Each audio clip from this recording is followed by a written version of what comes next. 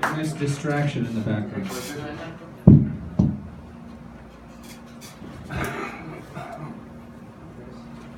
How you doing, Rob? Good. So my name's Chris Coffman. It's my birthday. Yeah, happy birthday. On January 1st every year. That's just going to come in handy for a joke later on. A lot of you don't know this, but I run secret experiments for the government through a think tank. And I have it on good authority that the Surgeon General, as well as the FDA, will be releasing my findings. It turns out that by drinking 2 pints of gasoline every day, we can increase the national IQ by 10 points in the first 2 years. I'm glad you like that, Keisha. High octane. So I have a reoccurring dream where I have a girlfriend, which immediately sets off the whole dream thing. But the dream starts off, and I'm watching an infomercial. And it's for this thing called the Yamasaki 5000. The first thing it's doing is mashing potatoes. I was like, oh, that's pretty cool. And the next thing it's doing, it's like angle grinding. And I was like, holy shit, this is fucking versatile. And then all of a sudden it's buffing out a car. And then my girlfriend calls me and it's like, come over, let's have sex, let's consummate this relationship. So I bolt before I see the end of the commercial because I've never vetted this girl and tonight's gonna be that magical night. Well, I get there and we're fooling around. She goes, I hope you don't mind, but I'm really into anal stuff. And I was like, you know, to each his own. I'm not really into that sort of thing, but if you're down, whatever. I hope you have instruments for this because I don't want to get shit on me. And we go to her bedroom, and she goes to her drawer, and sure enough, she pulls out a Yamasaki 5000. And I'm like, holy shit, this is what the fucking thing was intended for? She gets down on all fours, it slides right in, like it belonged there, like it was home.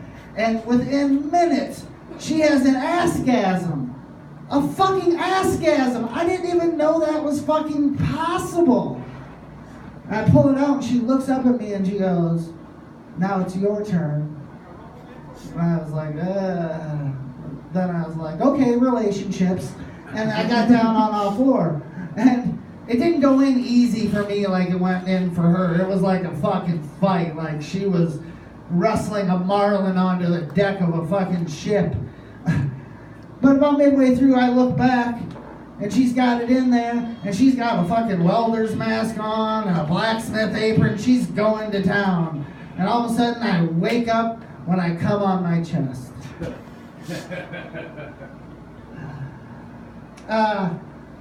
I really like old people that say, I love children. I love children. So I don't think they realize just how close to a pedophile they sound.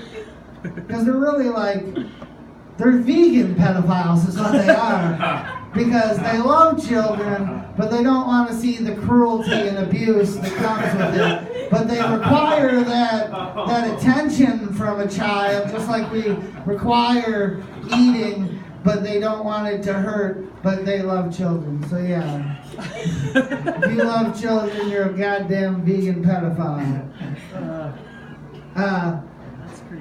Men and women handle the situation of coming across a shared lover vastly different. Like, men often refer to themselves as Eskimo brothers.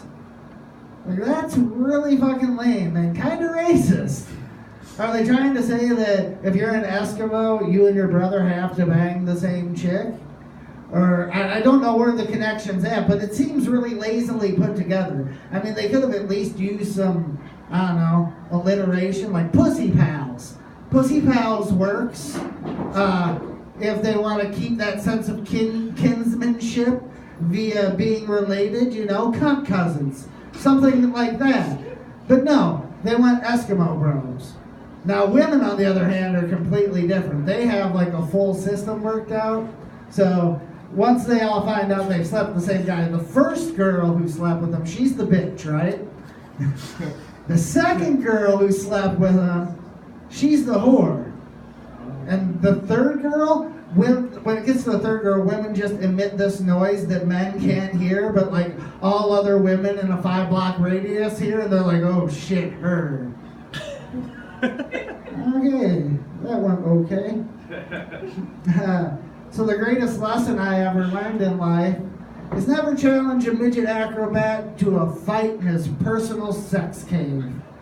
Because I don't care how bad you think you are, a midget with 2 strategically placed trampolines and a fucking sex swing is going to kick your ass every time. Mark my motherfucking words on it. Any Mr. Rogers fans growing up? Woo! So, recently I started thinking more and more about Mr. Rogers because they're making the biopic about him and everything. You remember the puppets? It was called The Neighborhood of Make-Believe. And Fred Rogers is widely considered to be one of the most wholesome American things there is. But The Neighborhood of Make-Believe was under a fucking monarchy. King Friday the 8th had that shit on lockdown. And if it wasn't weird that it was in a monarchy, then there were other non-human things that could also speak. But they accept King Friday, yes, you're King Friday. And eventually went as far as to have an alien come down and just, yep, King Friday. So he's not for democracy, he's more for an intergalactic empire. Yeah, puppet jokes. So am I the only one who misses child abuse as a teaching tool?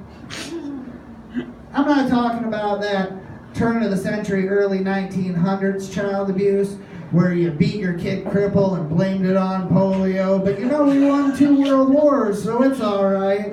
I'm not even talking about that late 60s, early 70s child abuse, where you gave your kid a black eye and say, hey, he ran into a doorknob, but we invented the internet, so it's okay. I'm just talking about that late 90s child abuse where if your kid did something stupid, you could slap him upside the head and he wouldn't snort a condom or swallow a Tide Pod.